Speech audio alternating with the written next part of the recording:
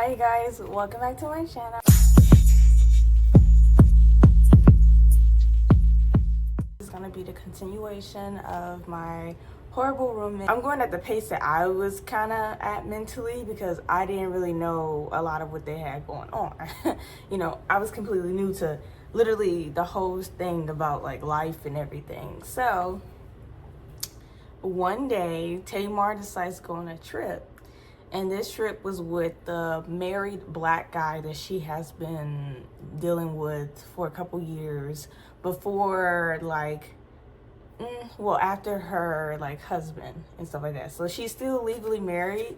I don't know if she's legally separated because I know that's like a thing, but I think it's hard to get legally separated. So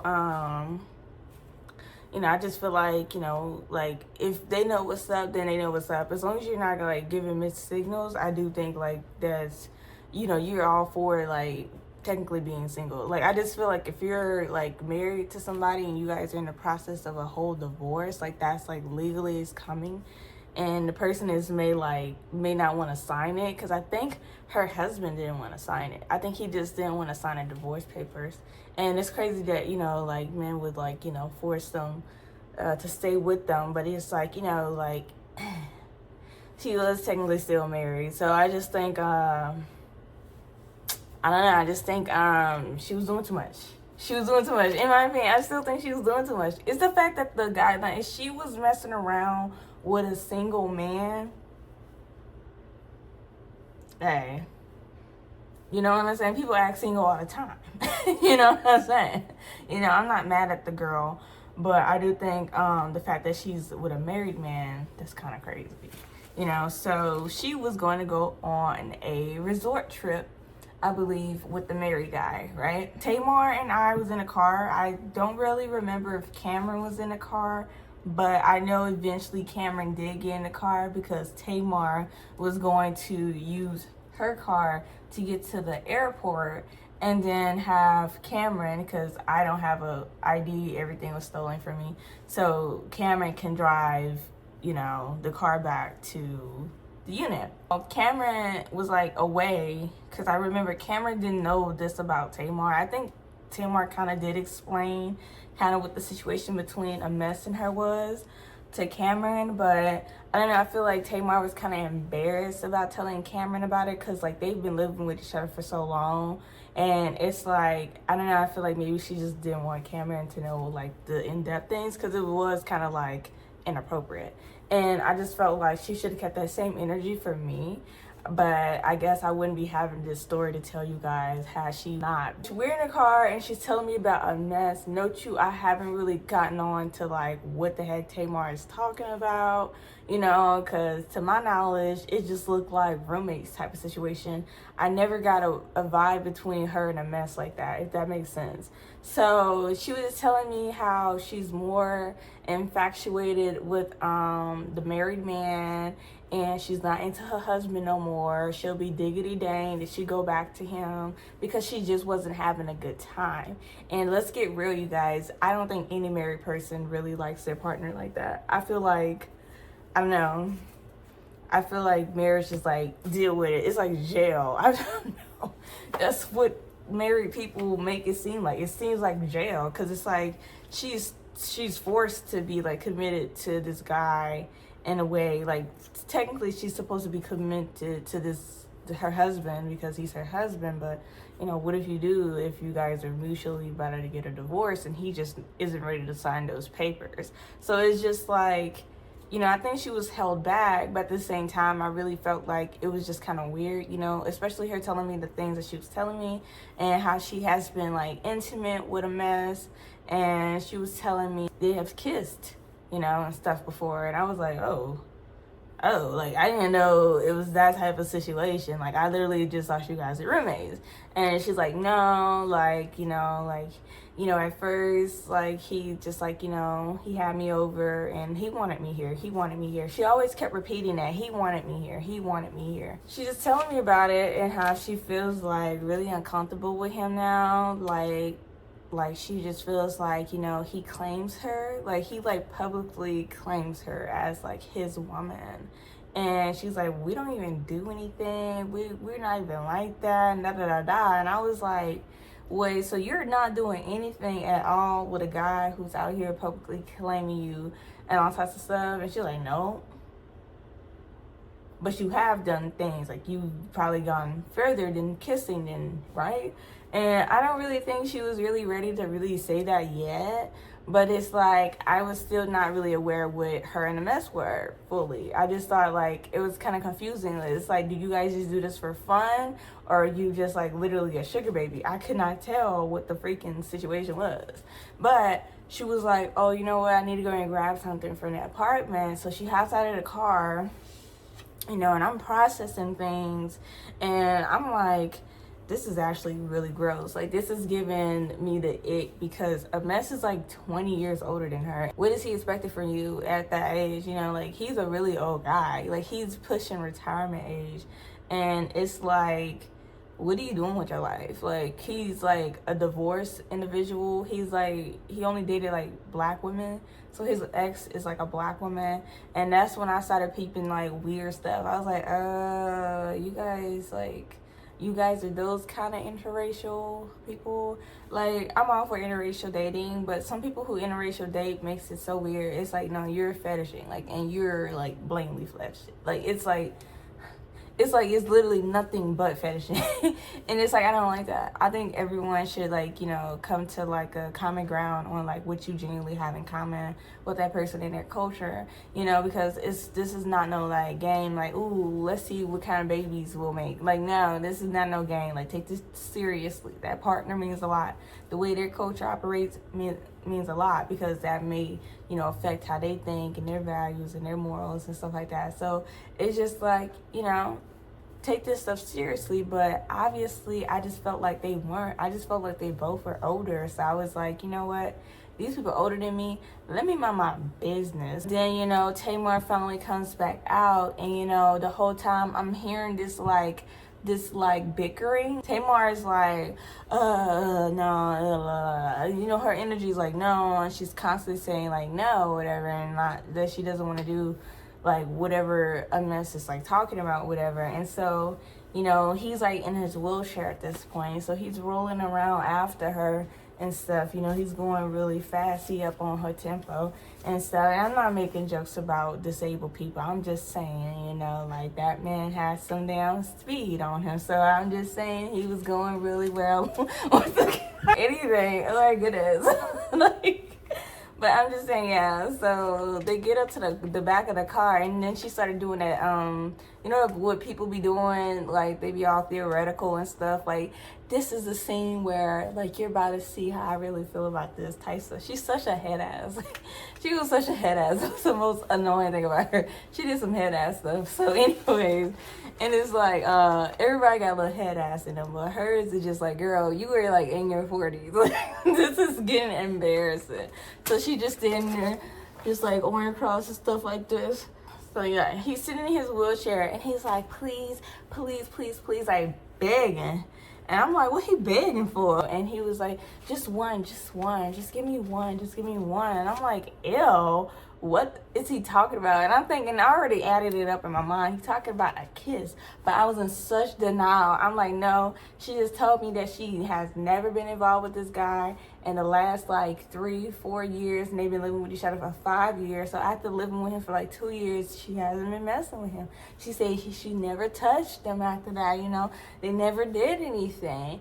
And unfortunately, you know, like, I guess she gave into the pressure, which was disgusting of him, and she gave him a quick kiss on the lips.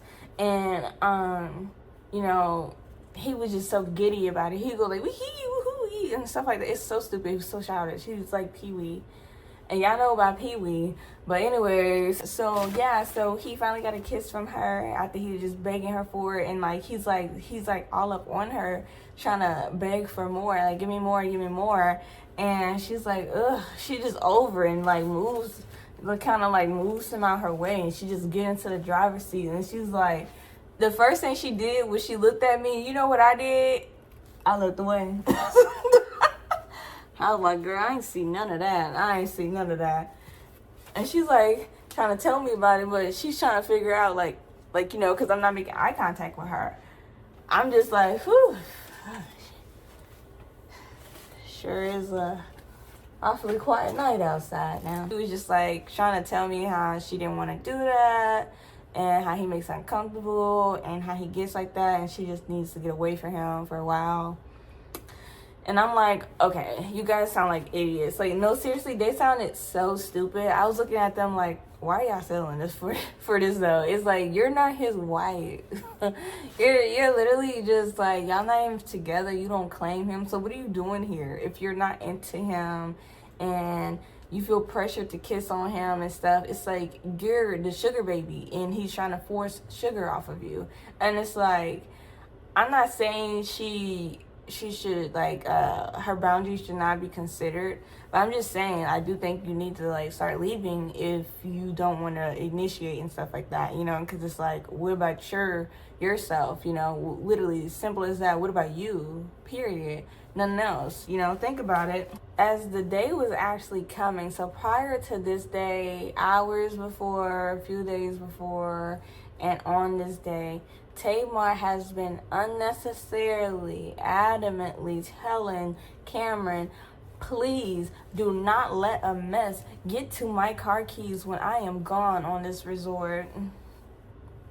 And Cameron is like, okay, no problem, I got it. Don't worry, we've done this before.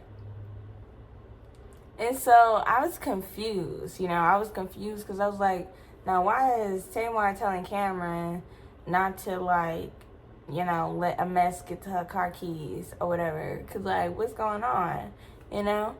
And so, you know, when 𝒎𝒅 wasn't around, like I said, this was happening, like, a few days, like, I would say, like, a whole week before that day, like, the week of that day. Like, she'd been telling us since, like, the beginning of the week, don't let a mess get to my keys. And, like, whenever 𝒎𝒅 wasn't around, Cameron will always be, like, talking trash about 𝒎𝒅, like, I don't understand why she does that. And I'm like, what are you talking about? And Cameron's like, she, like, fakes, like, she keeps doing this thing. She does this every single time with the key. Like, she always says the same thing with the key. And I'm like, what are you talking about? Like, what are you talking about the key? Like, she gives you the key, like, it's a routine. Like, why would you be irritated with this key thing, right? And so the day finally comes, and this is pretty much the same day that she was going to leave, and that was the kiss, and yeah. So Cameron gets in the car. I think we picked up Cameron from work. And, like, Cameron was, like, driving. I think 𝒎𝒅 was still driving, but, you know, she drops herself off at the airport, and then Cameron got in the car, got into the driver's, and started, like, driving back or whatever. And I was like, okay, cool. Like, you know, everybody's gonna have a break from each other. Because it seemed like Cameron was starting to get really irritated with 𝒎𝒅. I felt like Cameron and 𝒎𝒅 had, like, some tension that was probably not really spoken of between them. I don't know. I just didn't think it was that bad because they're related to each other, you know. But family members tend to have beef too. Like, but I just didn't think, like, their beef would have been bad because it's like, you guys been living with each other. But usually living with people make you dislike them, if we're gonna be honest. Like, if you're gonna keep it real, like, simply living with someone could be like, no, I actually don't like you. But anyways, yeah, so 𝒎𝒅 was gone and left the keys with Cam. And then a mess came up to us, and, like, the very next day, a mess comes up to Cam and I, and he was like, oh, are you guys ready to go out and, like, do stuff? Excuse me. He's like, yeah, we finna go to here and there, a whole bunch of stuff. We're about to be busy all day type thing, right? And so a mess was like, oh, okay, well,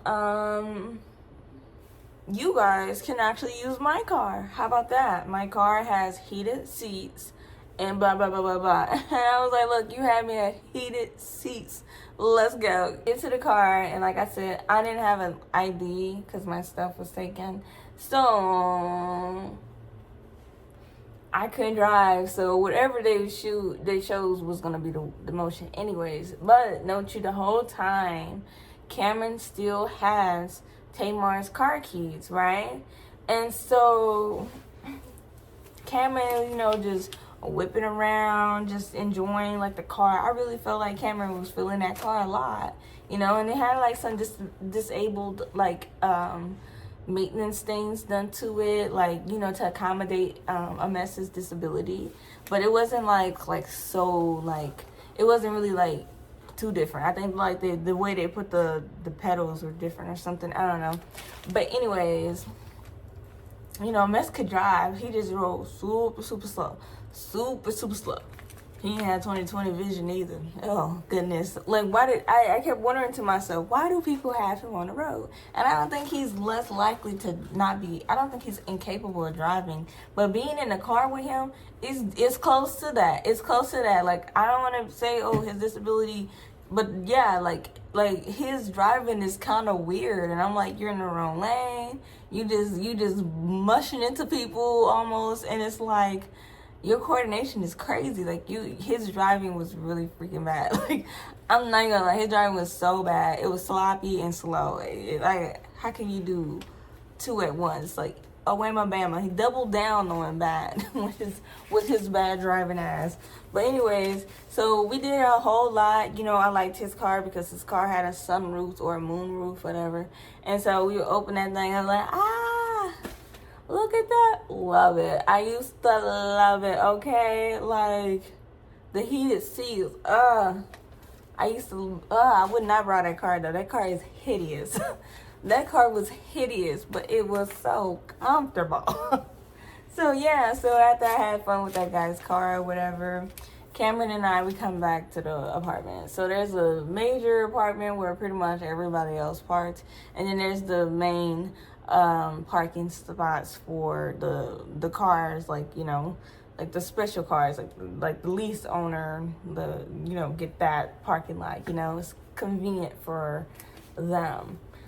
But Tamar always parked her car there because 𝒔𝒂 was like just letting her park her car there, and he would like always get out and like roll to the apartment or whatever. And I don't think he minded doing that, honestly. It didn't seem like he really cared. But I just remember, you know, me and Cameron and I, we were just walking, and then next thing you know, we're coming up to like Tamar's car, where Tamar's car is parked, and I literally think for a second that I'm tripping, but I'm like, is Tamar's door open right now?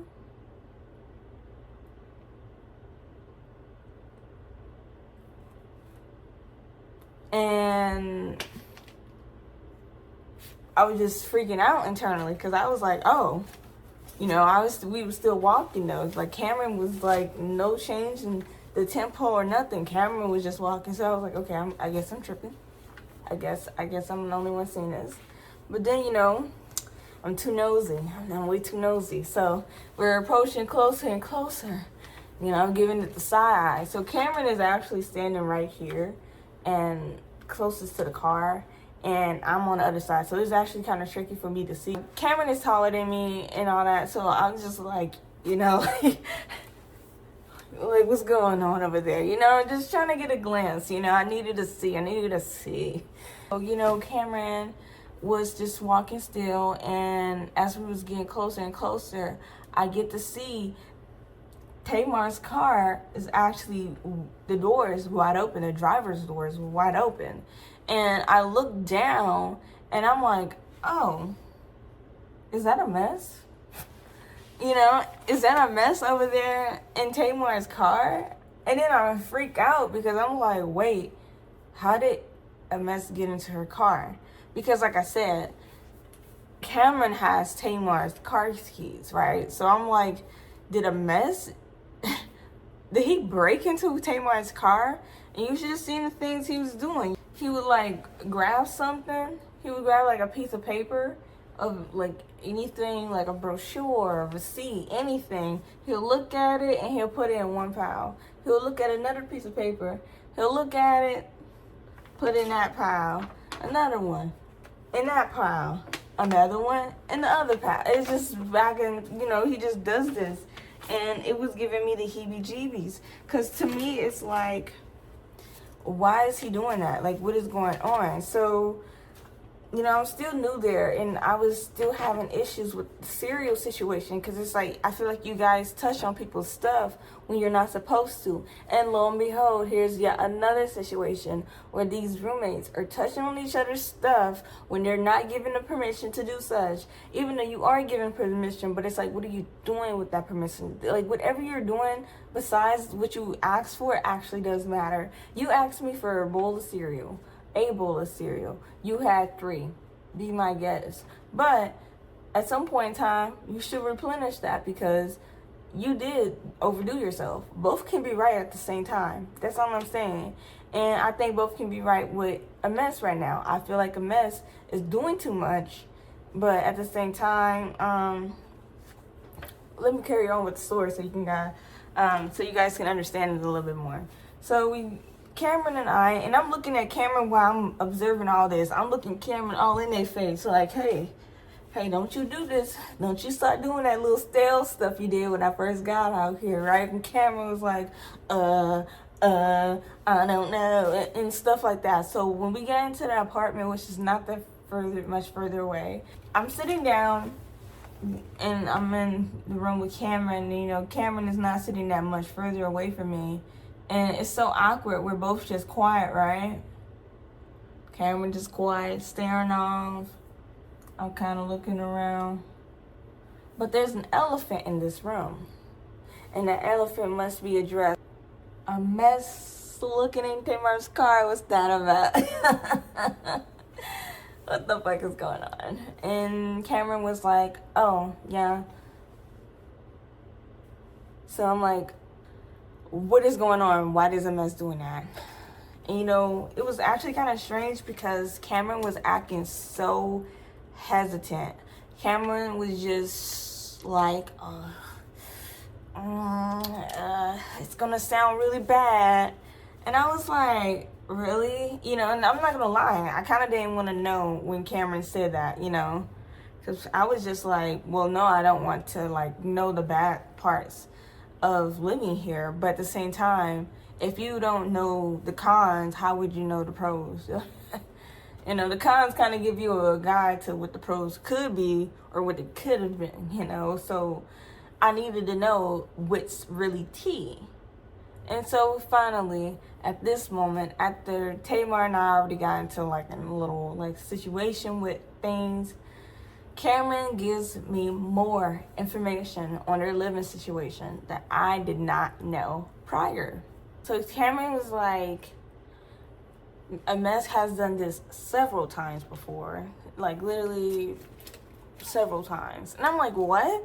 A mess just goes into Tamar's car, putting pieces together, like, and Cameron was like, yeah. I was like, okay, that's controlling.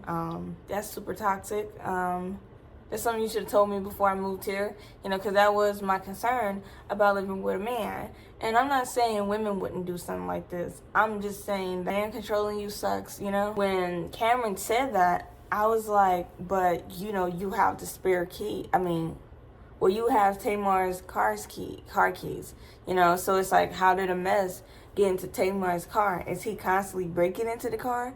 Because I recall, like, the car never looked bad. The car never seemed like it was in bad condition. And Cameron was like, oh, simple, the spare key. I'm like, how the heck do he have a spare key? Why do you, as a family member of Tamar, know he has a spare key, but you're pretending as if, like, he couldn't get in there? And Cameron is like, no, that's what I was telling you, you know, like, Tamar is really, like, annoying with this stuff. Like, she knows that he's going to get into the car because that's his car. That car is in his name. Oh. Well, let me shut up, you know, because I'm thinking to myself, oh, no. I need to talk to Tamar about this, and we need to check him, because who he think he is going into somebody's car? But then you find out that the car is in his name and not at all in Tamar's name. I don't even think Tamar is a co-signer on that car. He got the car for her, and, you know, she drives it and whatnot.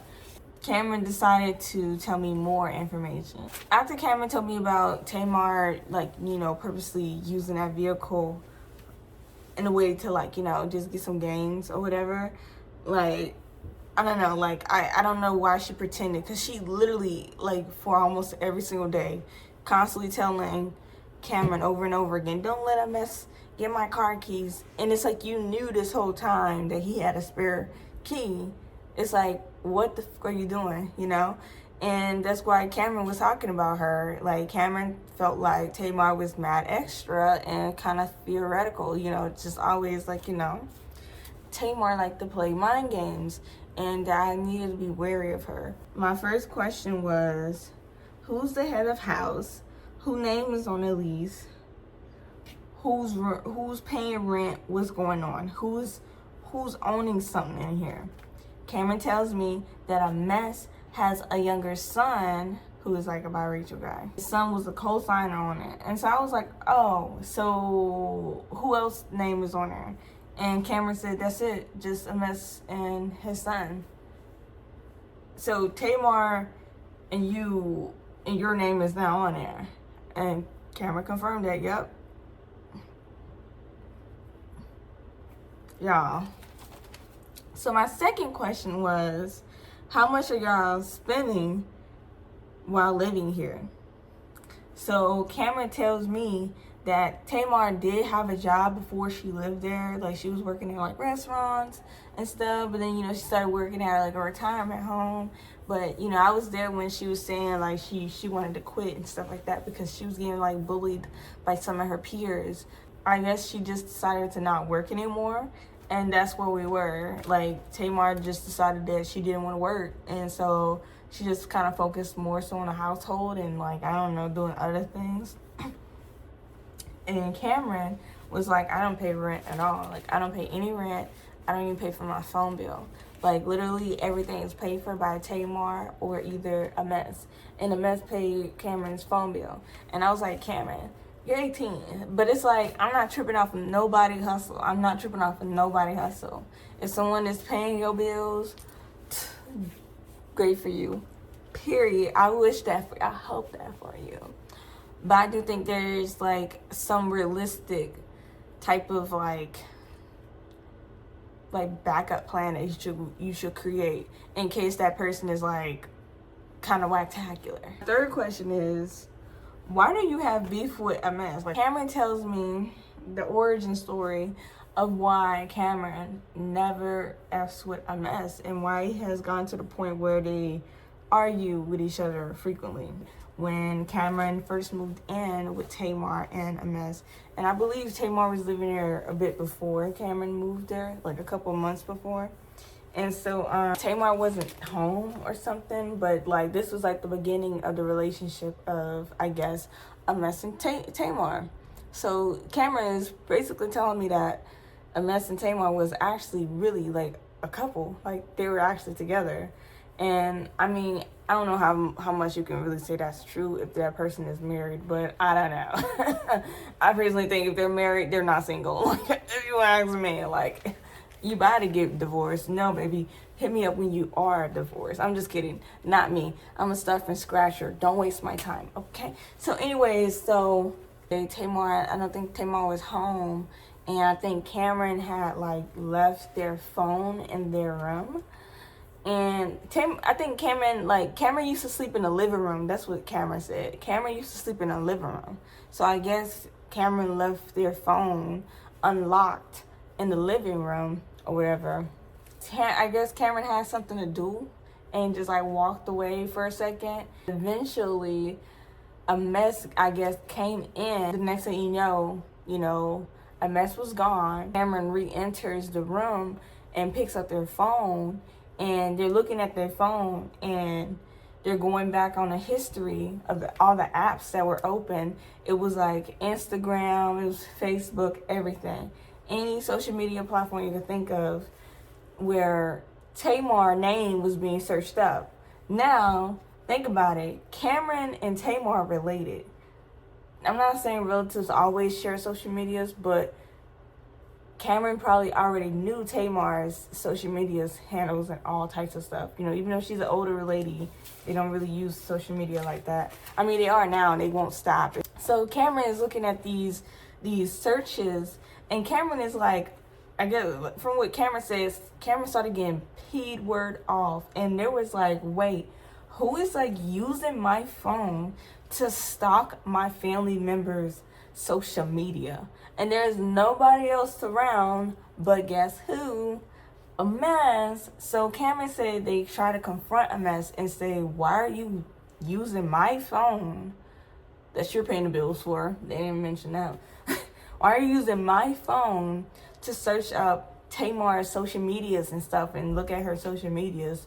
Because I guess 𝒎𝒅𝒂 doesn't know how to like clear their history, because he's like, I think at that time he was like maybe his like late 50s. You know, people don't be knowing how to use their phone. He had like no real excuse. Apparently from Cameron said 𝒎𝒅𝒂 was basically at first lying and saying, nope, that wasn't me, I didn't do that. But Cameron for some reason knew that 𝒎𝒅𝒂 was lying and was not having it, you know. So Cameron was like, what Cameron do? Cameron like kind of was really mad and never wanted to really talk to 𝒎𝒅𝒂 anymore. Like literally just felt completely uncomfortable by 𝒎𝒅𝒂, right?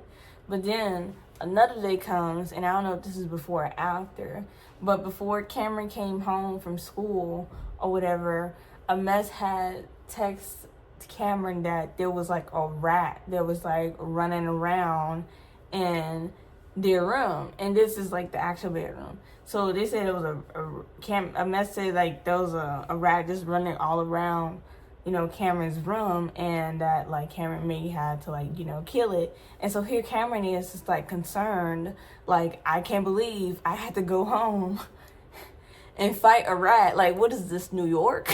Girl, like, what? And so I guess Cameron said they got home and they was looking for the rat, and then 𝒎𝒅𝒂 was like, oh no, you're so silly, I was just kidding. Like that didn't happen.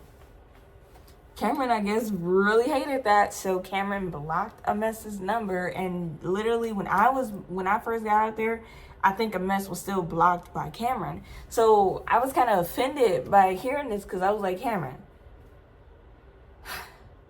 why didn't you tell me this stuff before I moved here? Because this is all very important information. Like, I probably wouldn't really came out here. You know, I probably would have been like on something different when I came out here. I probably got 2 jobs when I first came out here just to plow through, because I thought, you know, me getting adjusted to the city, you know, roommates equated to like less responsibility when financially, you know, so I didn't have to pay full rent and stuff like that. I had like 3 grown roommates, everybody over the age of 18. We all can like, you know, make this rent, which was like $1,700. Y'all, that's nothing. For 4 people, that's nothing. Tackle that. You know what I'm saying? And it's like, it was just, to me, it was ridiculous, because it was like, this is information you should have told me, because it sounds like you guys have ongoing problems that are like deepening as the days go by. And so now I'm put in a state of concerns. So boom, Cameron just said that 𝒎𝒂𝒅 and Cameron's name are not on the lease.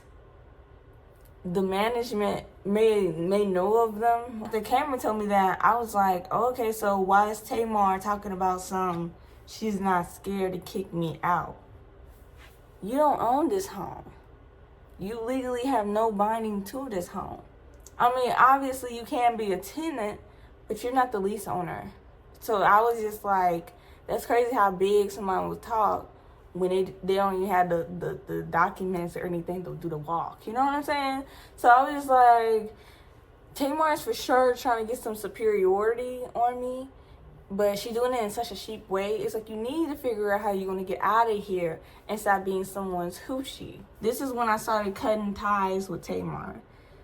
𝒎𝒂𝒅 had said I could use her card, but, you know, her talking about she want to kick me out and stuff, that wasn't sitting right with me. And the fact that every day, and now I'm telling you guys, now I didn't know this is a day where I realized that I do not like these people, and I would never like these people, because they don't have anything going on for themselves, really. So I remember when 𝒎𝒂𝒅 and when I first got out there, like I said, I got a job as soon as, like, you know, I was able to get back. I had a job. So on my way to and from work, Cameron would be the main person who's like pick me up to and from work or whatever. And so I just remember, you know, my job was a retail job and it played music all the time. The music was very loud. It was very repetitive because it kept playing the same like playlist throughout the day. It's like you heard the same playlist like 3 or 4 times a day, and I was there like 6 days out of the week. So when I would get in the car, Cameron would have music just blasting, and the music wasn't that good, and it was really annoying because I was like, okay, I don't appreciate this. But at first, you know, I was kind of shy to say anything about it because I didn't have a vehicle, and by golly, I didn't even have an ID. So I was like, look, like either I gotta convince Cameron to like be respectful to the people who are also in the car, or I just gonna have to stop using it, right? And so I tried to talk to Cameron about it. Cameron brushed it off. But one day, Cameron had me so messed up, and this was like my final straw. So we was like on the way to somewhere, whatever, and like Cameron was we was coming back, and like note you, whenever I would get in a car, the music would give me like a really bad migraine. Like my whole forehead was like aching. Like I literally couldn't even think. I couldn't even like everything was just, it was tearing me up. So not only did I need to leave that job, because that job was really just the root of the issue on the slick, but physically I'm getting even more damage by getting into the car with Cameron again. And so I told Cameron about it. I was like, Cameron, like, I don't understand why you have the music so loud. Cameron would have it on like 100. You know, I could understand if it's like you're the only person in the car, but if you got somebody else in the car who doesn't want to like hear that loud ass music, and you're playing nothing but songs that they don't like, a whole genre that they're not fond of, I think you should be considerate of it. Like, I'm not gonna like this. And so I just told Cameron that, and I tried to make it like a win-win situation. And I was like, how about we just play songs that we both like, you know, or, you know, we can go backwards and forth and just play a song that you like and I like, same volume, you know, because it's like, at least let me hear a song that, you know, mellows me out naturally, rather than having songs that you like and you want to hear. But no, Cameron was insisting on not, you know, accommodating me. And I remember it got to the point where I started being, I guess you could say, a little aggressive, and I would just straight up just turn the radio down. And Cameron hated that. Cameron hated it. Cameron even like tried to stop me and was like, no, don't touch the radio. This is my radio. This is my car. And my car, you don't touch the radio. Listen to my songs on my radio and my car. And I'm like, you literally, this is like a week or something, like a few days, if not, away from that time that has happened. And I'm like, so you're telling me that Tamar and you don't even own that car. So you did all that for nothing. Tamar always gave me the okay to use her car. I didn't do it because I didn't have an ID to even use a car. And she said if I needed a ride, just give it to her. But she started complaining about that, about kicking me out, even though she doesn't have that authority. When Cameron was sitting over there acting as if they owned the car that they know they didn't own before I even knew that the car wasn't owned by them. It was like, y'all are just fake. Like, no, seriously, that's just fake though. Like, why are y'all faking it? Like this is like fake ego. Like, you guys don't even have anything to back this ego up. I just taught myself how to use public transportation because I was like, you know what? I want to save more money. You know, because like you guys are constantly asking me for $5 every time I hop in the car with you. I did public transportation. So Tamar learned of me opting for public transportation.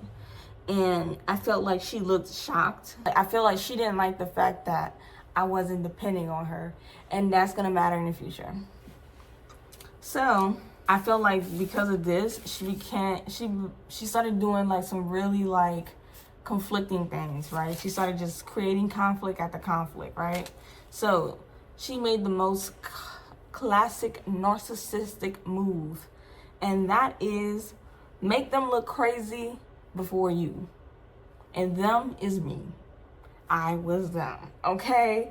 So one day, Cam and I was walking out, and she began by saying, oh, you guys are going out?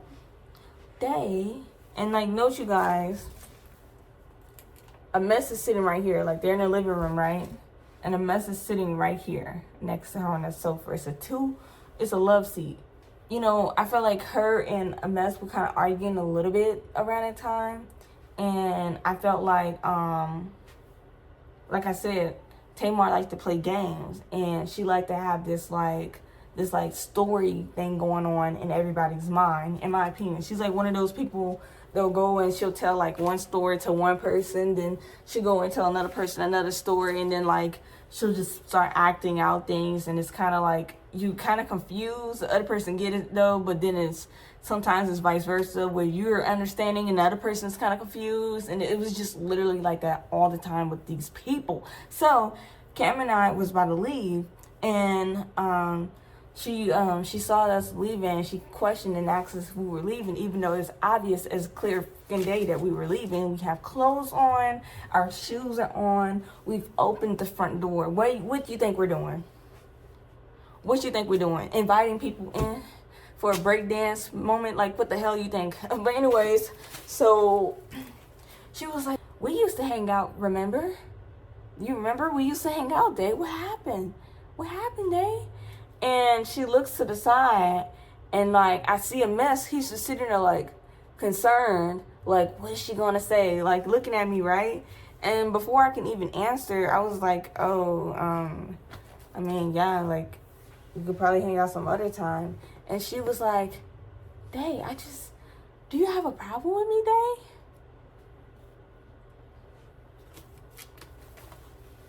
I just feel like you have a problem with me. So Cameron and I just walk out. And she was like stunned. And she was just looking at 𝒎𝒅𝒂 like, wow, she just walked out or whatever. And it's like, yeah, because you're trying to start something and you don't even like finishing, okay?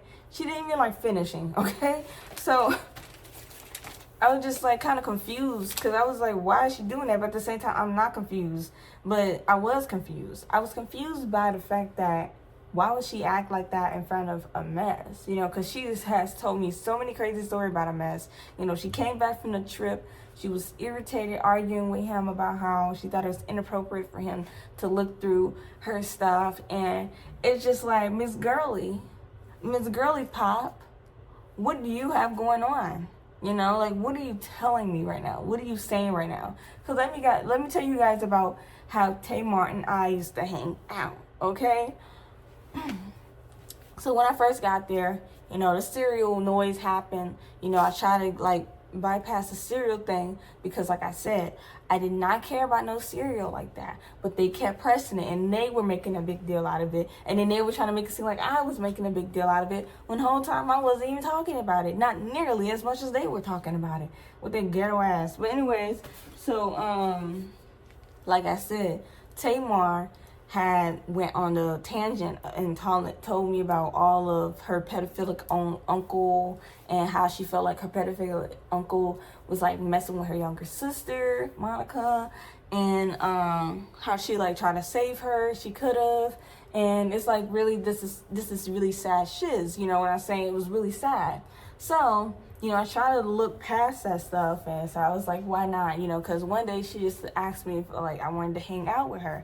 And I was like, sure, let's hang out. And so we never hung out really in public. We always hung out literally in one place, and that was the living room, aka her bedroom. She slept in the living room. It used to be her and Cameron, while the room that Cameron and I share was for other two people. But I'll tell you guys a little bit later about that one. We sit down in the living room with her, and she was serving me alcohol. So I'm not that type of girly, you know. I don't mind champagne. You know, if there's any alcohol I do drink, it's probably gonna be champagne, you know. But other than that, like, I generally do not like alcohol. So she was already doing a whole lot, and she was trying to like drink mimosas with me. And so, you know, we was just sitting there and we were talking, and you guys, I literally kid you the freak not. Every single time I talk to her, I will walk away feeling like a part of my soul was just taken.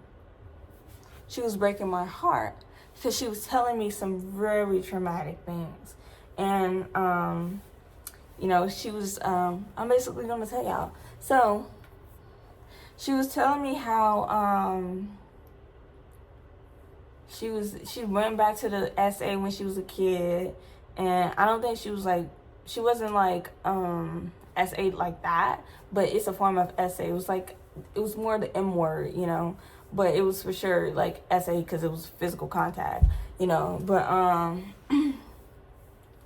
I don't know if there's more to it or whatever, but she was telling me about that, and she was telling me how her mom, who was 12, was actually impregnated by her uncle, and her mom gave birth to her. So that was traumatizing, and I was like, okay, that's not just something you lay out on people, and I barely know you. So she's traumatizing me. You know, she was traumatizing me, and I was like so young. I did not understand boundaries or anything of that matter. Like, I was just constantly uncomfortable hanging out with her because every time we hung out, she would spend like 3 hours talking about nothing but SA. And it's like, I get it. Like, I talk about it frequently too because it's most definitely a reality that a lot of, especially women, are dealing with, especially young children, like women. Like, I'm telling you, I went through some weird stuff when I was a kid, and it's like, wow. I would say it for sure at least starts at 3 years old. Like, things was getting creepy for me at 3, and I'm just saying, like, men are disgusting. So, you know, I didn't want to think like that, though. You know what I'm saying? Like, I'm new here. I don't really know people like that, and I really, you know, I kind of wanted my innocence. I really wanted my innocence. And it's just, like, you know, when she told me about the incest, you know, like, you know, I just remember, like, breaking down. I was, like, breaking down in tears, and I just felt like all of my innocence was just gone, you know? And she was just sitting there confused, like, what are you doing? Like, you know, like, she's like, are you crying? And I'm like, yeah, you just fucking told me that you was made out of incest. You know, this is a whole reason why a lot of women are for abortions. Because why should a 12-year-old give birth to a child? You know? Like, what is wrong with you? Like, that guy, he was old enough. He was older than her.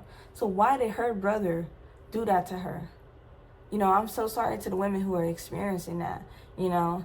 And, you know, that to me, within the first year of knowing someone, within the first half year of knowing someone, and I think she was doing this within a second month. That was before, this is a little bit after the conflict with the cereal. But like I said, I wanted to get over that, and I didn't want to like keep that going because I was like, look, I feel like if I bring it up, then, you know, it's gonna blow up. You know, because Cameron was using that as like a fuel to be like, oh yeah, no, Dave's not mad about anything else but that cereal. Nothing else makes Dave mad but cereal. And it's like she really believed Cameron on it. Like, yes, this girl would be fuming angry over cereal, like every day, even like weeks after. This is still about cereal. You really think that? You really think this is just about cereal, Tamar? And so, you know, I just thought, you know, it was toxic. I just thought it was toxic because it's like, I understand you needed a person to say that too. But, you know, the amount of people who knew that, I guess, you know, I just felt like maybe she didn't need to, like, share that with me. You know, I actually did not want her to share that with me because I was like, whoa, that is something you say when you know somebody.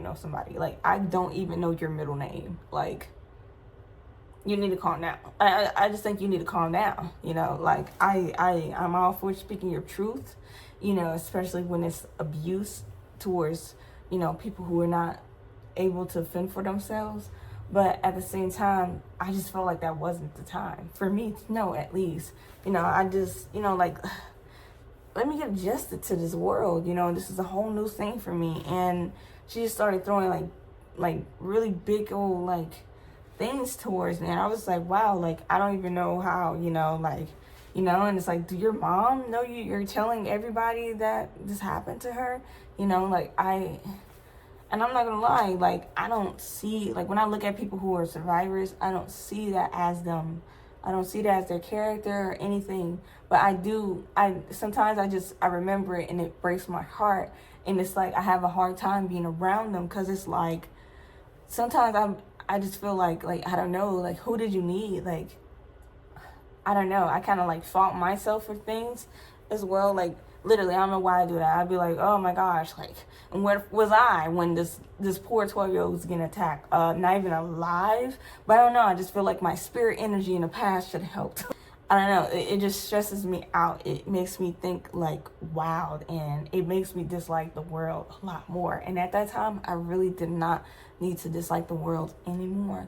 I was trying to get a positive view of the world, because I was always cooped up in my own house. And I just felt like, 𝒎𝒂𝒊𝒂 was really just throwing it at me. Literally every single time we hung out, she told me some crazy stuff. But then, I let it go when it came to her telling me her personal business. Because I was like, maybe she needs this, maybe she needs a friend. I don't know what she needed. I don't know if 𝒎𝒂𝒊𝒂 had friends or anything at the time. Like, she said she had friends, but one day she decided to tell me an essay story about a woman that she met when she was at the hospital. She was talking to someone, and like the patient was telling her, no, I think it was a coworker, some woman was telling her about her essay when she was like 3 years old. And here 𝒎𝒂𝒊𝒂 is giving me the details, and I'm like, girl, what the like emotionally I crashed out. I think I completely left her. Hanging that day. And that was like the last day I hung out with 𝒎𝒂𝒊𝒂. I crashed the fuck. I was like, yo, I can't believe you just ruined my day. Another one of my day in this new city. Like, you're fucking up my vibe. Like, this is crazy. I'm not listening to this stuff. I don't deserve this. I don't deserve this. I deserve to see the brighter side of life at least. Because right now, I'm fresh out of not being able to see it. So it's like, why are you trying to do this to me? I felt like I deserve to be selfish about that. Like, I don't think you should be telling other people's essays to other people, because it's just like, that's why I said in the beginning, like, trigger warning, you guys. And I'm not trying to call these people out or anything. I don't think it's like, oh, aha, they had an incest thing going on. They're awful. No, I don't think that's the catch. I just think 𝒎𝒂𝒊𝒂 was just a bad person. Like, I just think she was kind of a bitch. Like, honestly, I just think she was a-hole. A board-certified a-hole and a creep. And I think she raised a couple creeps as well. So the fact that as I'm leaving this house with Cameron, 𝒎𝒂𝒊𝒂 would say something like that, it made me uncomfortable, because it's like, wow, you don't remember me crashing. Like, I literally, I didn't even say anything to her. I was like, yeah, today's gonna be the last day. Walk away. And she's like, what's going on? Where you going? I was like, I'm not staying in there with you. I'm not doing this. Because now, every day I walk past the living room, I'm going to remember that story. Still to this day, I remember that story, because it's like, I'm a visual person. So if whatever you're saying to me, I visualize it. And you had me visualizing that. And at least when I least expected it, I didn't even think she was going to say that. And it's like, I don't know. I really hate that that's happening to women, but I do think, like, you should let people know what you're going to talk about before you talk about it, period.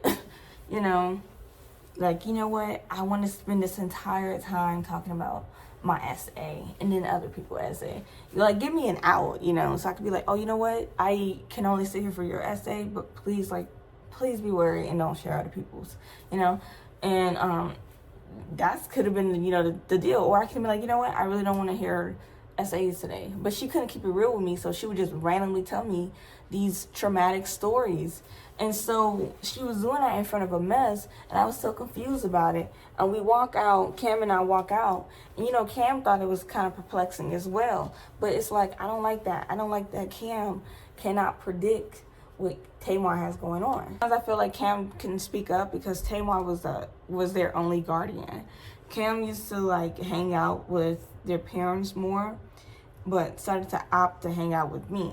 Cam also thought Tamar was toxic and usually lost their verbal disputes against Tamar. So like literally anytime Cameron tried to have a point versus Tamar, like Cam at the end of the day lost because Tamar is like their guardian. Like they're literally taking care of you. Like you're living here because Tamar brought you here. So it was always kind of tricky having an issue with Tamar, and I was constantly trying to figure out like how do I go about this? Because it's like, what do you do when your friend can't really step to the person who's taking care of them, you know? But I didn't really need someone to have my back. I had myself. But at the same time, it's like, what is going on? Who has the authority over here? So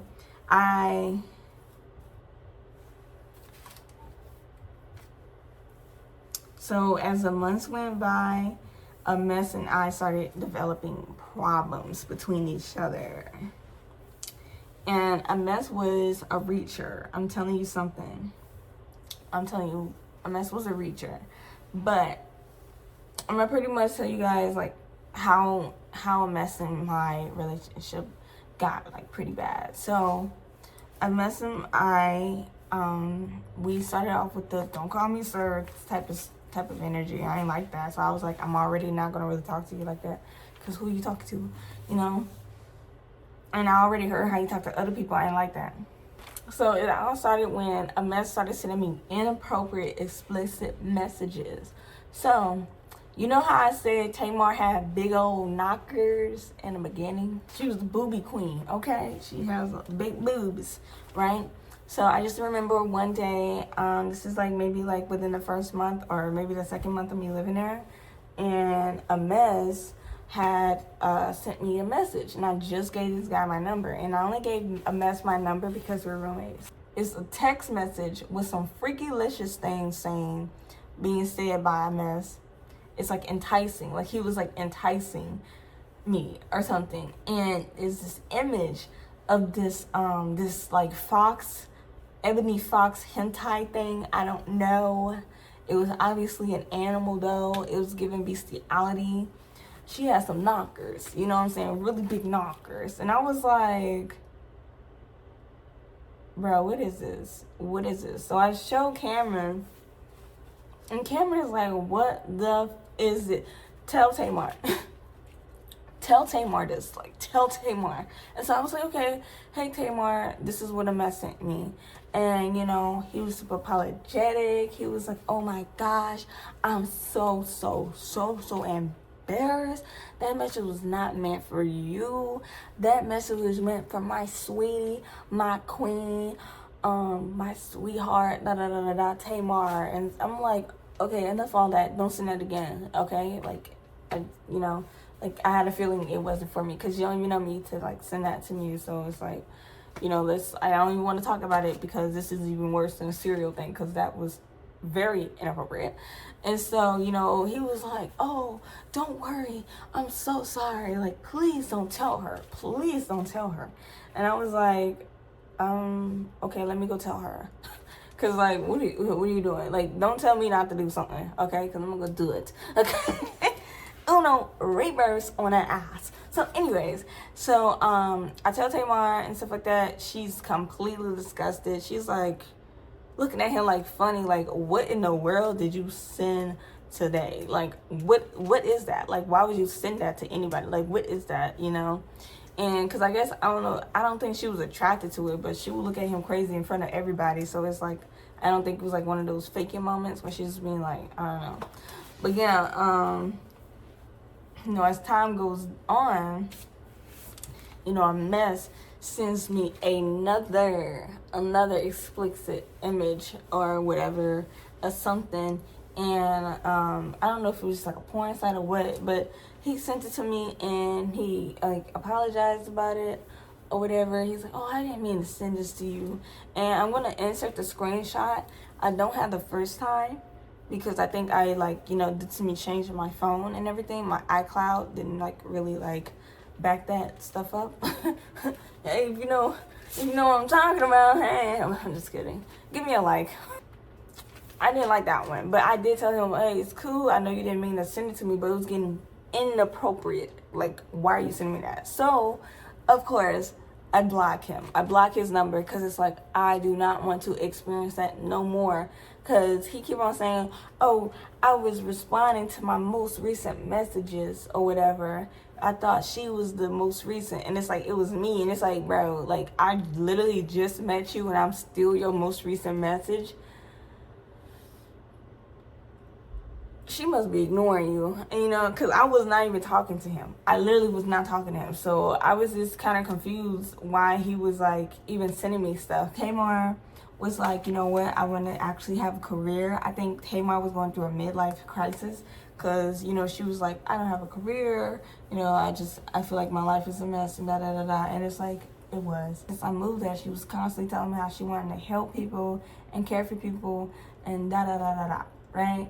And so she had a baby nephew. So I didn't really tell you guys, but during this time period of us, you know, me being out there, like I said, I moved out there in January, late January. And when I got there late January, it was kind of like,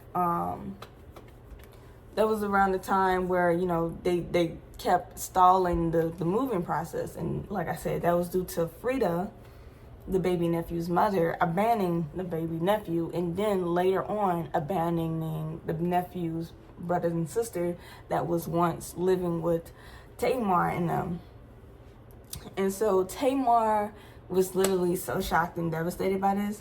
A part of me felt like, you know, she was being a big B word because she had like this new stress of trying to figure out, you know, where is this little kid going to live, you know, because Fred, who is Tamar's third youngest son, was in jail. So his father is in jail. His mother abandoned him. So who's else for, you know, that child besides the grandmother, right? So her being a grandmother, you know, she always, like, I guess, felt stressed out about it. But she always said, and she said this, like, literally every day. She felt like it was unfair. And she felt like the girl, the mom is the B word, and she should handle her business as a grown woman, you know. And I'm telling you guys, like, Tamar would call this girl every day for hours on top of hours. And she'll leave her voicemails at the voicemails, cussing her out, calling her the B word, telling her to come get her kids and stuff. It's crazy. You know, I did not blame Tamar for her feelings because no one wants to deal with a random kid, you know, like, that's actually crazy. You know, I really thought it was like, whoa, you know, like, just like that, like, you know, the kid was actually going to be the reason why I was going to get the no to move in with them. So, I just knew I was going to be at the wake. So I'm like, no, me being there would, like, literally not affect anything. Like, I'm chill. I'm a grown woman. Like, I'm gonna handle my business. And which I was. And so, you know, every day Tamar would call this girl up, Frida up, and just leave her hours worth of voicemails, cussing her out. Everywhere we went, she just, like, anytime she thought about it, she would just start. And she literally repeated the same thing every single day. So I was like, oh my God, okay, girly. So she was always stressed about who's gonna pick up the kid, who's gonna babysit the kid. She was telling me that she would bring the baby nephew over to Frida's brother's house with the other two siblings, and she said Frida's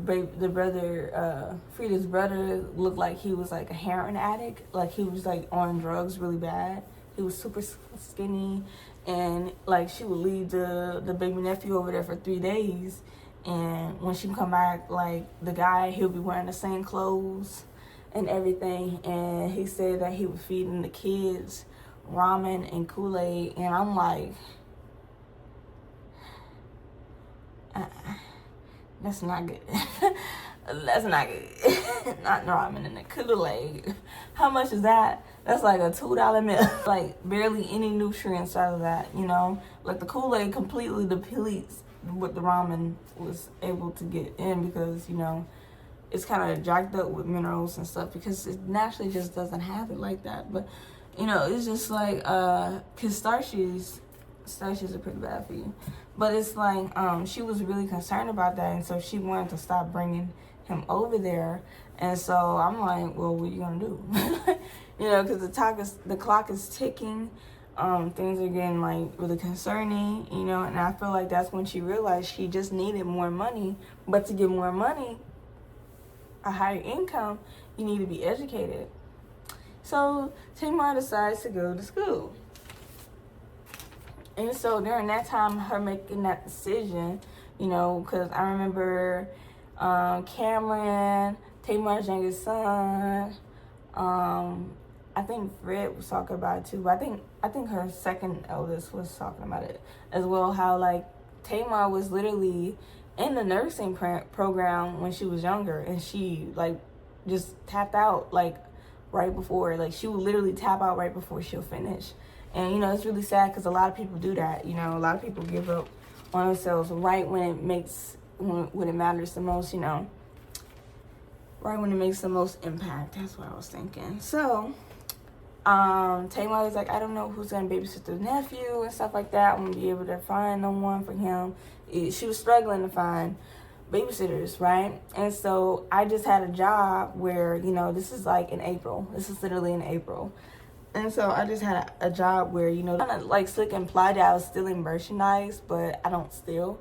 So it's like, it was kind of like, how am I stealing merchandise if I never take your merchandise? But it's like, there was times on my shift where there'll be like an open box of shoes, like around my space, but that's before I walked in. Like, that's before I walked in. So it's obviously someone else stealing. And a lot of the girls actually knew exactly who was stealing. They just didn't want to snitch on those girls.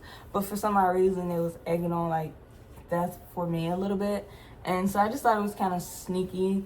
And I just felt like overall, those girls are just creating problems out of nowhere, because really the first problem happened because I was like asking them to rewatch the cameras to find out who took my wallet. And they made it seem like me asking to figure out who took my wallet was just like this rude thing. And I was like, you guys are weird. So I just quit that job, and I decided to, you know, just babysit the baby nephew. And, you know, it was kind of convenient for Tamar. And I guess a little convenient for me, because I just needed to just take a break, because I never had like such a bad work experience ever. But really, technically, every one of my jobs really sucked. But at the same time, it's like, it's not worth it. You know what I'm saying? It just wasn't worth it, because I then found out that I wasn't even getting paid the regular minimum wage that everybody else was getting paid, because the place I was living, like the zip code or whatever, it was considered like a different like place. So I wasn't even getting paid regular minimum wage. I was getting less than a regular person. Crazy, right?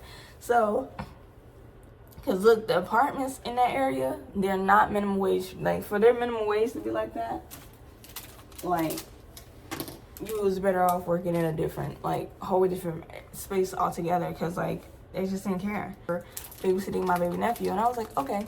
But, she, like, you know, at first I was insisting it, because I was like, no, like, you know, I just want to, like, I just want to be, like, favorable. You know, I want us to be, like, roommates, where it's like, hey, an eye for an eye. I just want each other to look out for each other, right? So I was like, no, I'm cool on the money or whatever. Like, we're supposed to be roommates. We're supposed to, you know, like, water under the bridge, like, repair everything that's going on, right?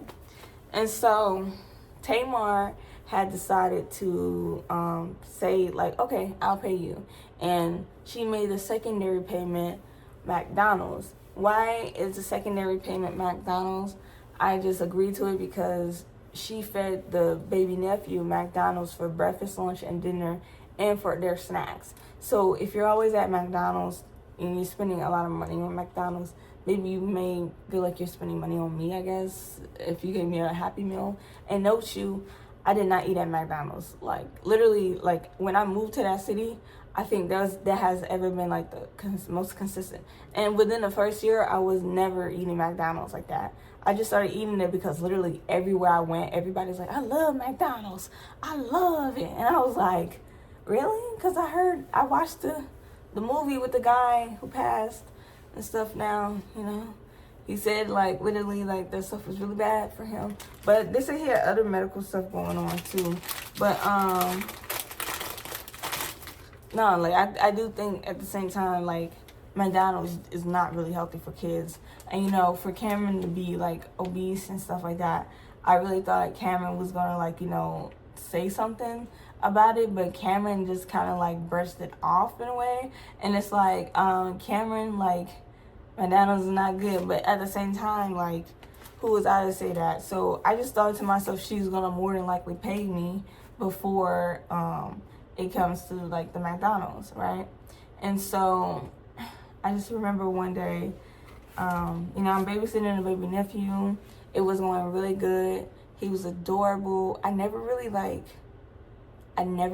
cared for, like, a baby by myself. Like, it was really fun. Like, I really got, like, my mom perks in there or whatever, because I was really trying to do, like, some mom stuff. I was like, yeah, I'm going to serve you a balanced breakfast. You know, you got the protein, you got the fruits, you got your veggies and stuff. It was kind of hard with the veggies, because who's trying to eat veggies in the morning? But it's like, yeah, like, I cared for him as if he was, like, my own child. I'm so serious. And I used to change his diapers, everything. Like, that boy never had a rash on my time. No. And so I was having fun. You know, I thought it was, like, great, because it just made me feel, like, feminine. Like, and I don't want to say, like, that is, like, what feminine is. But for my feminine energy, caring for kids most definitely really boosts my feminine energy. So it's like, I had fun. You know, I wasn't angry about it, but I did think to myself, like, I should be getting paid for this. But at the same time, I was like, no, like, if I'm looking out for her, she's gonna more likely look out for me, right? And so I just remember one day we was going to pick up Cameron, because Cameron was getting their hair done. And there was, like, a McDonald's, like, right outside, like, the salon or whatever, right? And so we went around the McDonald's line, and we already did this once before, and she paid me with McDonald's before.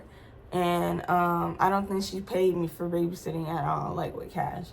And so she would, like, give me things, you know. She would just come home and bring me things, be like, oh, hey, Dad, I got this for you. And I didn't trip off of it, because it's like, it's cool, but she insisted to pay me.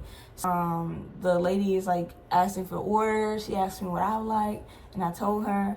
And then, like, we pull up to, like, the window or whatever, and, like, the lady told her, and she confirmed it with her. She was like, oh, okay. And she's, like, looking around and stuff like that. And so I'm sitting pretty, because I'm like, oh, okay, she about to pay me with the McDonald's, since she hasn't paid me at all, you know, for, you know, such and such. And she has paid me with McDonald's before, you know.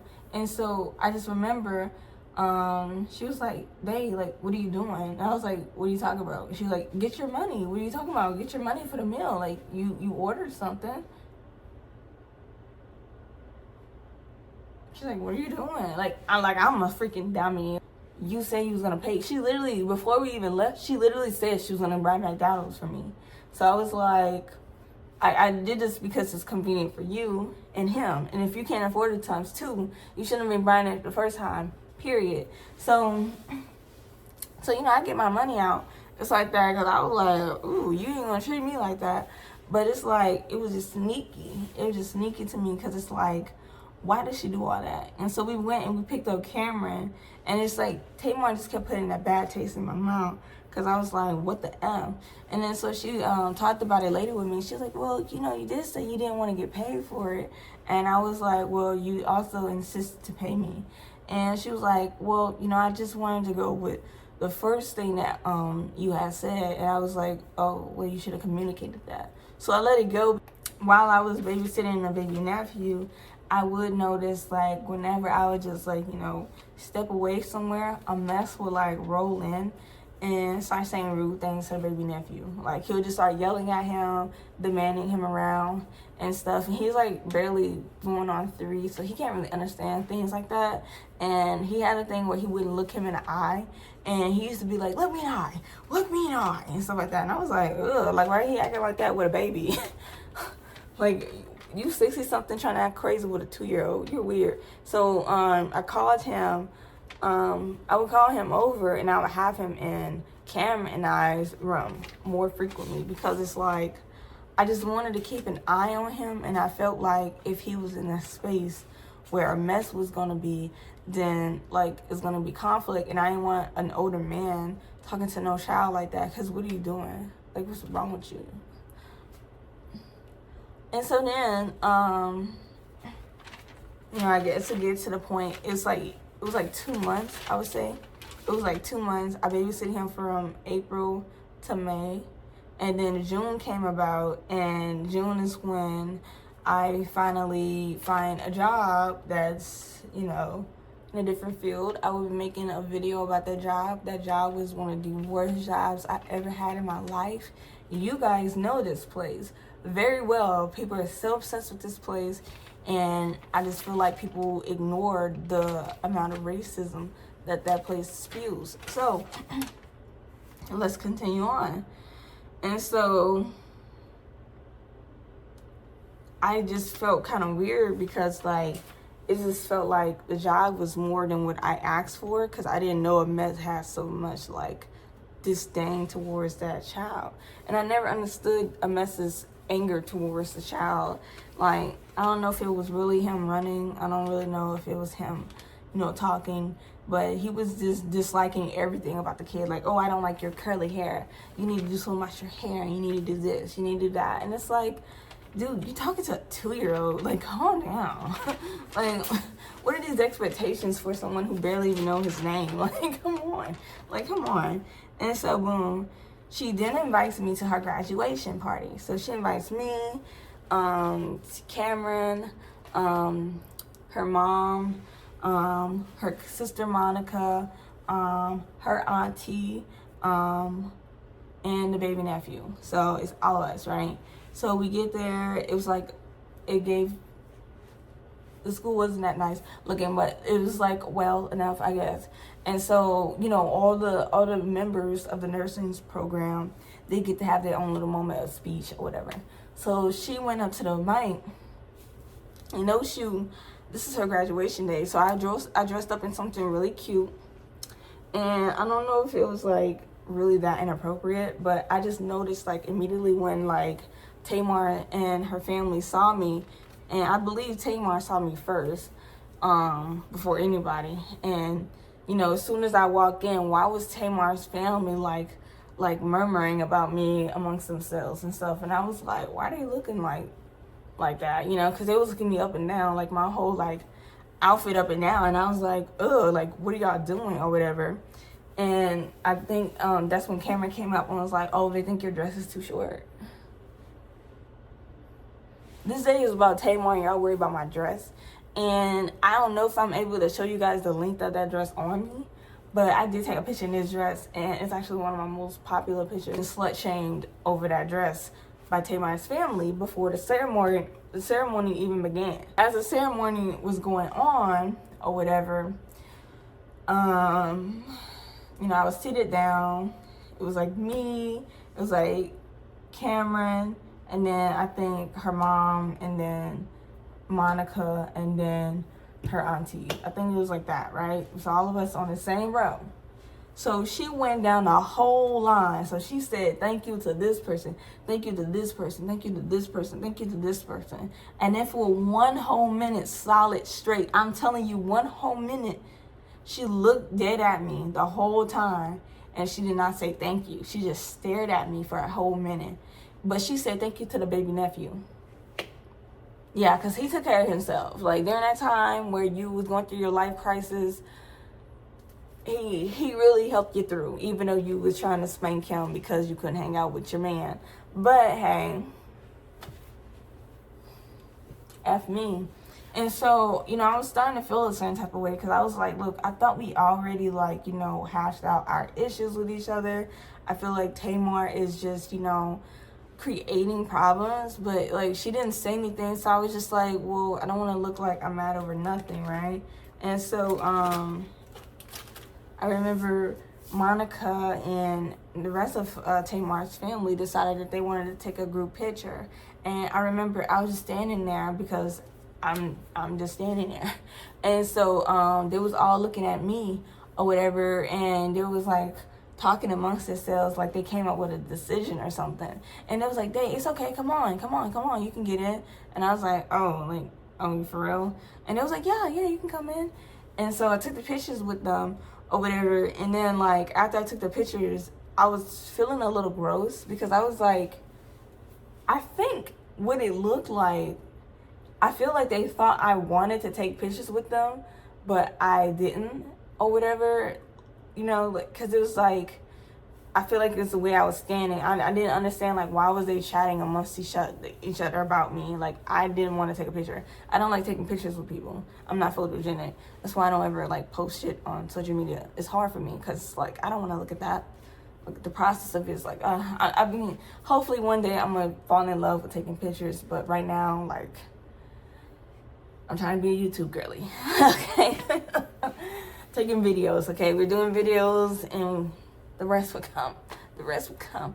So yeah, so I don't even like taking pictures with them, but I felt like they were making it seem like I was just this lame girl who just didn't have anybody and wanted to take pictures with them.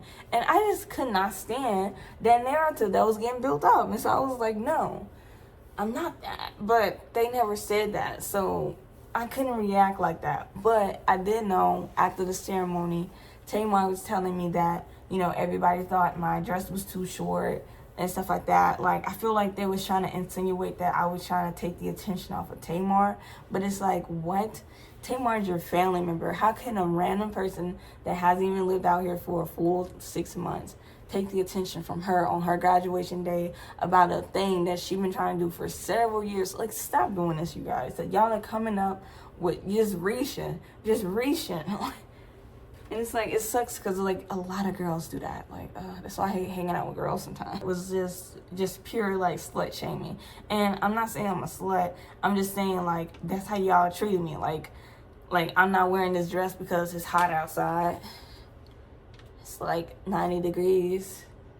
Maybe I don't want to be fully clothed. You know, maybe I like my skin breathing a bit, you know. Maybe I'm too light on the bottom torso of myself, because that is the case. I actually do need to start tanning a little bit because I'm not matching. My colors don't match. I'm like 3 different versions of brown. It's crazy. I used to think black girls were crazy for tanning. I'm like, why are you putting spray tan when you're black? I thought the look was cute. I thought a girl was popping. Okay. So the fall semester is coming. So this is happening during the summer. Her graduation and everything concluded in like July or August. So August is when the baby nephew's birthday is coming up, and the baby nephew mother is still not really around.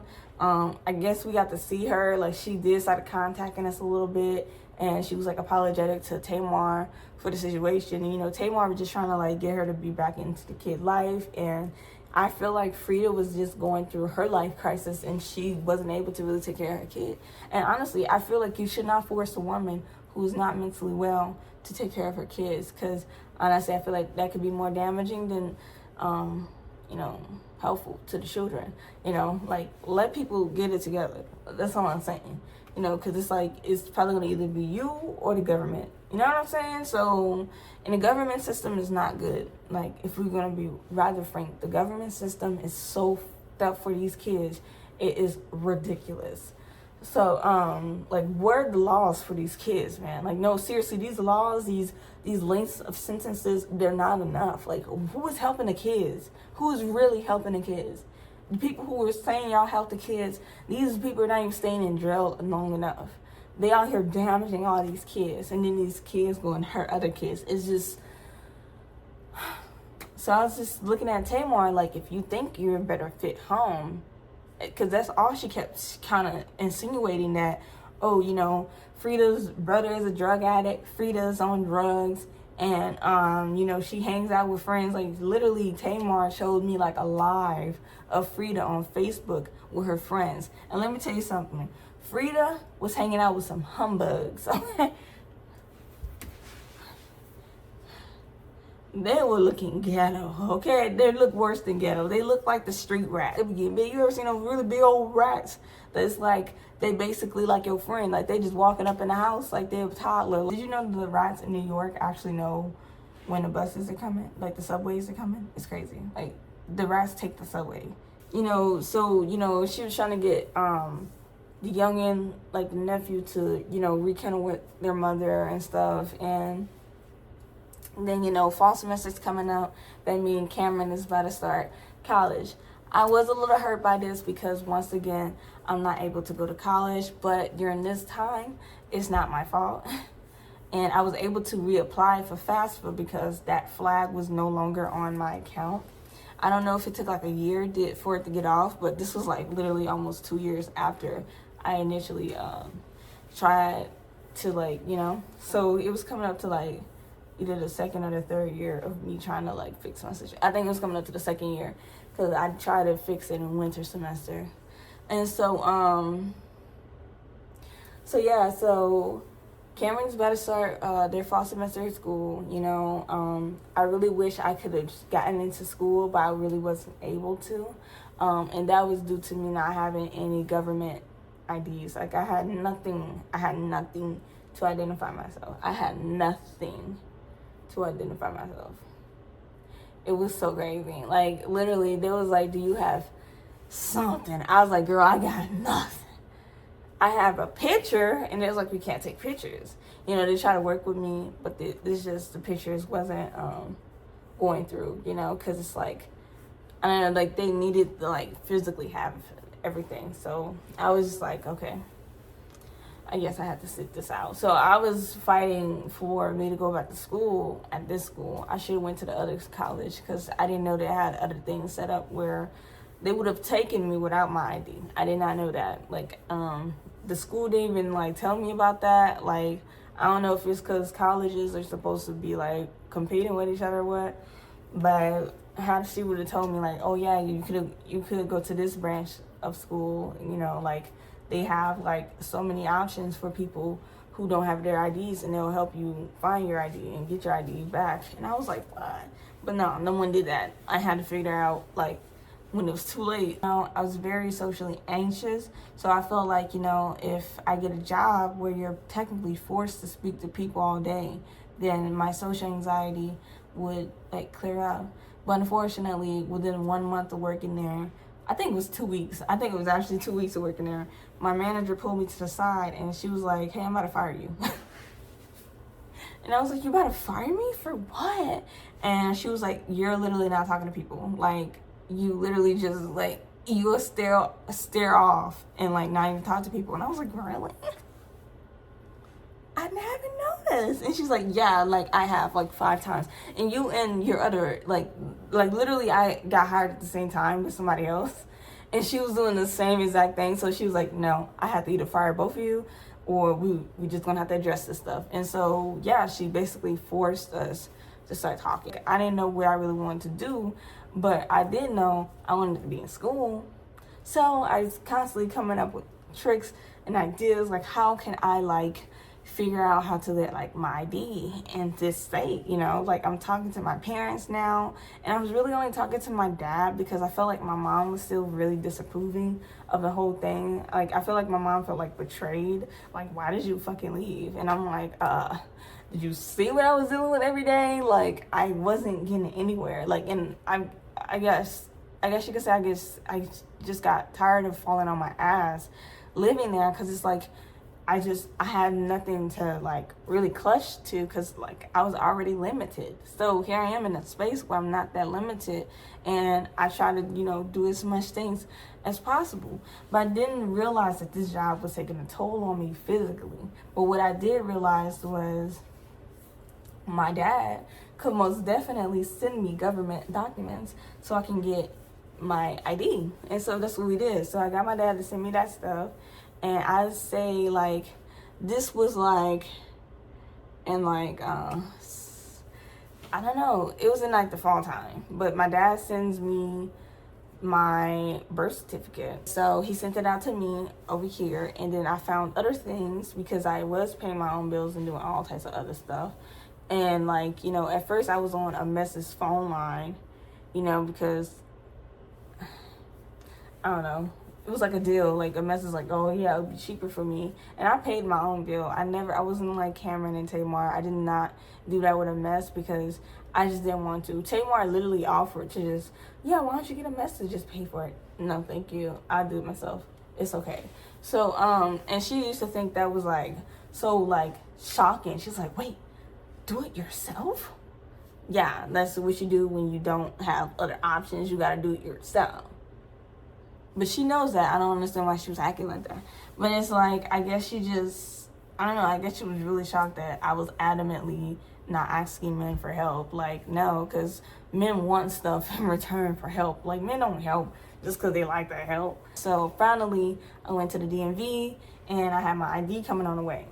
And the reason why I didn't go to school is because the out-of-state fees per unit is like $248 or $46 versus $46 per unit. So one math class was gonna cost me over $1,000, and I wouldn't have been able to like apply for scholarships or nothing like that because I didn't have an ID and stuff. And really, to get into college, you have to have like an ID. So there were just some steps that I just wasn't able to complete, but I was able to finally get my ID. And I told myself by the next fall semester, I would be, well, it was like late fall when this happened. So this happened like maybe the 3rd month of fall, like right before it ended. I finally got my ID. And so I was like, okay, so a year from now, I can prove that I've been living here and I can have regular state fees for college, you know, like, you know, for citizens, and not out-of-state fees, right? And so that was the hardest thing. Everybody was just looking at me like I was lazy and stuff. Like, what? Why are you not in school? Remember, Tamar had told me, hey, I don't want to live here anymore. I don't feel safe here. And I feel like 𝒎𝒅𝒄𝒊𝒂 is gonna like start retaliating and stuff like that. And personally, I felt like he already was, the way he was talking to me when she wasn't around. And the way he was talking to Cameron, the way he was talking to baby nephew, I felt like he was already retaliating against Tamar, because I feel like a lot of his anger came from his relationship with Tamar. And so 𝒎𝒅𝒄𝒊𝒂 then had, Tamar had said that she'd been wanting to move out for months now, since I've been there. Like, you know, her and Cameron have already been like, hey, we don't like it here. 𝒎𝒅𝒄𝒊𝒂 is truly too much. And, you know, kind of abusive. That is abusive what 𝒎𝒅𝒄𝒊𝒂 was doing, like controlling AF. And so, just to let you know, I didn't say this. When 𝒎𝒅𝒄𝒊𝒂 was looking at those pieces of papers that he was putting down, he was looking for signs, like clues and stuff like that. So, like I said, a brochure, he's looking to see where Tamar was going. And then she's going by herself or with people. So he's trying to figure out her stories together. That's literally controlling AF.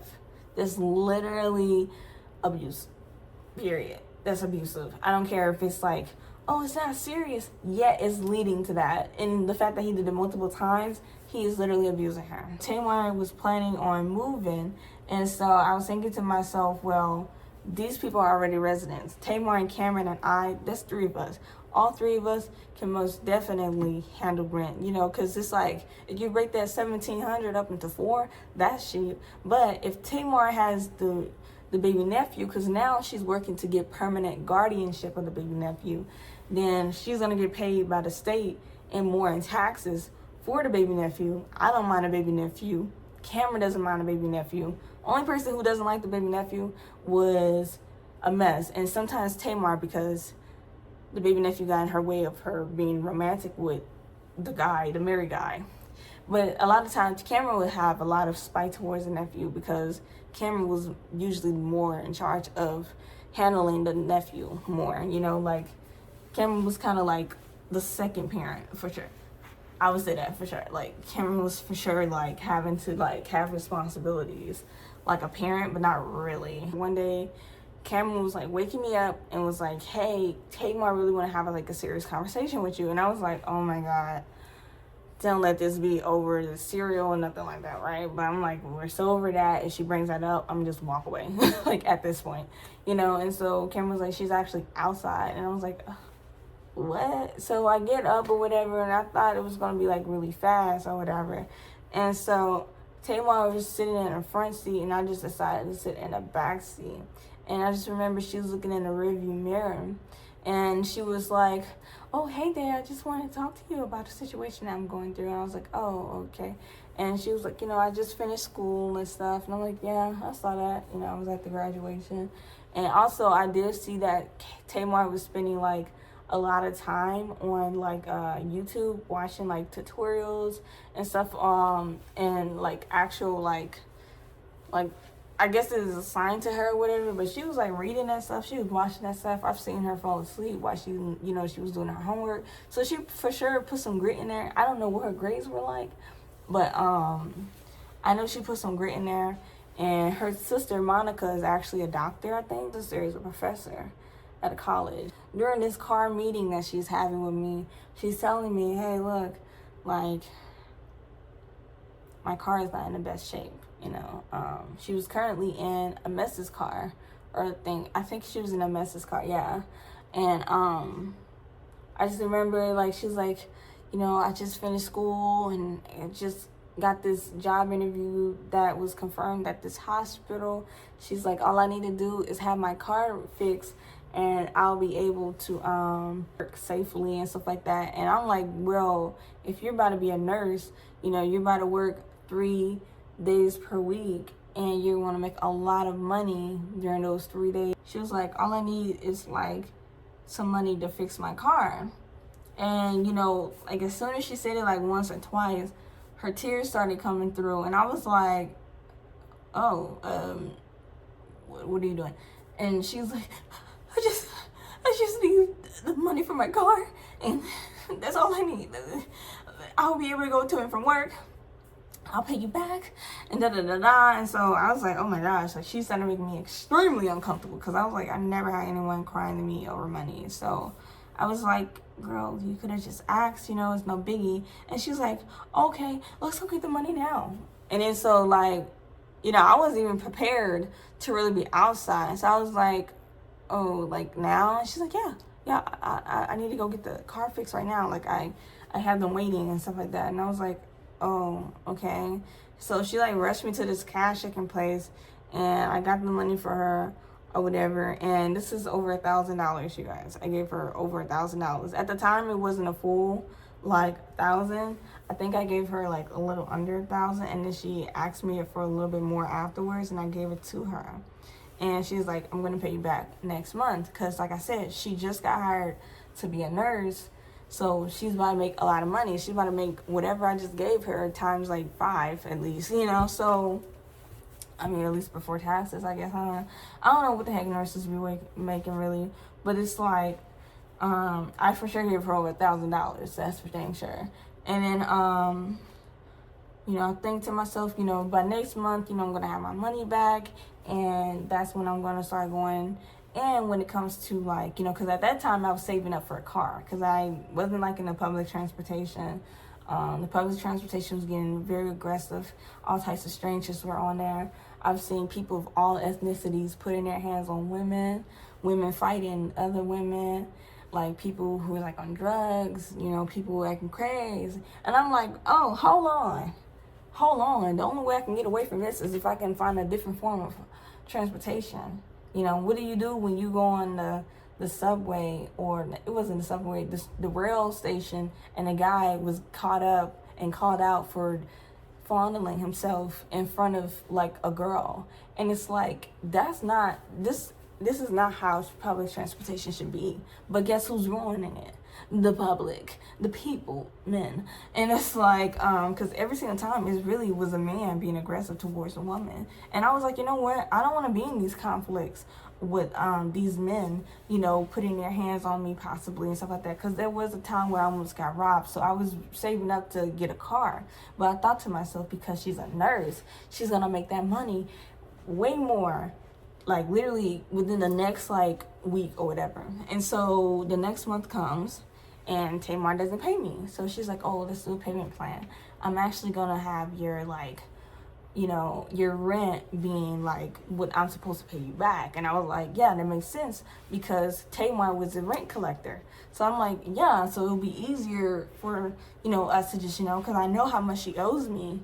So it's like subtracting that and da. It's like my rent at the time was like maybe $200.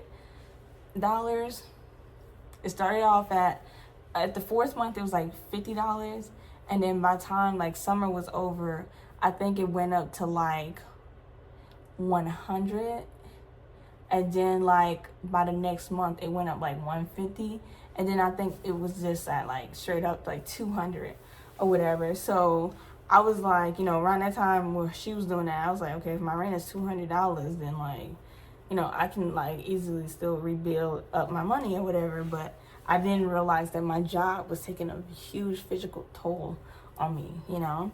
So I thought to myself, like, I can still do it, you know? Like, this is not really a loss, but I thought it was going to be returned to me immediately. So, because I also just spent a lot of my money on medical bills, where I spent thousands of my money on that. For it, she was basically begging. And, you know, I broke down because I was like, I never loaned any money to anyone a day in my life. She was the first person I ever loaned money to. And I think she's the only person I ever loaned money to, because that really changed my ideas. Like, don't ask me for nothing. If it's more than $20, no. I'm thinking to myself, she better give it back. She's doing a payment plan. So my rent is going to be covered by this girl. And that's, for me, spending over $1,000. You know how many months I was cleared on rent? But I wasn't trying to use all those months. I was just trying to get my health together. And then I was going to be like, hey, cash me out. I'm ready to move out, right? Because I never really wanted to live with Tamar and Cameron anymore. So I then find out that Tamar was playing a game. So I learned that Tamar was taking Cameron's money as well. Cameron was using FAFSA for money, and Tamar pulled a thing where Tamar would take all of Cameron's FAFSA money and then would give Cameron small portions of their FAFSA money back throughout the whole entire semester. Cameron would get a total of like maybe $200 out of these months, and it's like your FAFSA gave you over $3,000. And you haven't even seen 1,000 of it because you gave it all to Tamar. And I didn't know Tamar was doing this. I thought Tamar was still working on getting my money back. I didn't know that she took an additional couple thousands from Cameron until Cameron and I just randomly spoke about it. But I believe the semester was almost over. So I was sitting here like, yo, that's not okay. That's never going to be okay. So Cameron was just like, mad about it. And that's what I'm saying. I feel like Tamar and Cameron had beef that they just did not talk about. So Cameron was so angry about it that literally they were just talking like trash about Tamar. Like, I don't understand why I can't just have my own money, da. And like, she's always taking my money and stuff. And I'm like, well, stop giving her your money. And Cameron be like, you know how family members, they too scared to do it because it's like, that's your blood. And it's like, you shouldn't have to feel like that. Tamar should not be making people feel like she's entitled to their money. You should not be taking anyone's money and trying to play them and give them little small portions. I mean, Tamar was not even trying to give no $50 out to Cameron. You can't give Cameron $50. You can't give Cameron $50. Like, literally just, you're shorting out Cameron because you want more of their money. So this is the new chapter of me and Tamar's dislike. Why? Because I just learned that Tamar is materialistic and a shopaholic that does not know how to manage money. But I didn't think of asking this because I was so young and I didn't know the importance of money and how other people manage money. I thought everybody was like me. I thought everybody was responsible like me. But no, I met someone who was half my age, 2 times older than me. I'm going to be posting more videos about this. Like, this stuff gets really crazy. And I do have like receipts involved in this stuff. So, yeah. And also, I'm sorry if this is traumatizing you guys. Like, I'm really not trying to traumatize you guys. I'm really not really trying to put out her business like that. I don't want to, like, be like, oh, she's going through weird things in life. Like, no, it's not like that. I'm just telling you guys the story, the situation, and I'm not giving you her information because I'm not trying to humiliate that girl. Like, really. Like, people who know her probably would know her, but she's really older, so I'm sure, like, a lot of people won't be watching this. But like, all her friends are like in their 50s and stuff, so it's kind of like, you know, I don't think she has like not even one friend in her 30s. Like, she's literally on the older side, period. So yeah, like, I hope you guys are able to comprehend the story, and I hope you guys are, like, you know, subscribed and liking and sharing to others so people can learn from my mistakes and, you know, get an idea of what moving to another city really costs and what could really happen. So yeah, thank you guys so much for watching. Stay tuned. I wish you all the best. Bye. Hi guys, voiceover. So I did say I was going to give you guys some receipts. I didn't do it last video, but this is the most recent argument around this time. So in this situation, Tamar was mad at Cameron for not cleaning frequently or as often as she's expecting. And so Cameron decides to, in a way, start like a little argument with me about me not cleaning up. And this is after I loaned Tamar the money. This is after, you know, she didn't thank me for helping her with the baby nephew. It was just, you know, a mess. Feel free to pause. So Cameron was implying that I got angry when people asked me to do something. No, I was angry that they was asking me to do everything that I was not really responsible for whatsoever. And they even admit that they weren't doing enough, so they're trying to change themselves. So I didn't understand why they were coming for me in the first place. So here you can see the hypocrisy of Cameron saying that I didn't bring anything in while also complaining that they don't bring anything in. So this conversation was just so completely useless.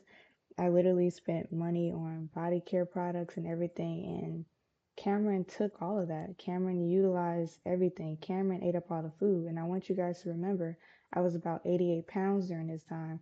Therefore, I wasn't even eating as much as I brought in myself.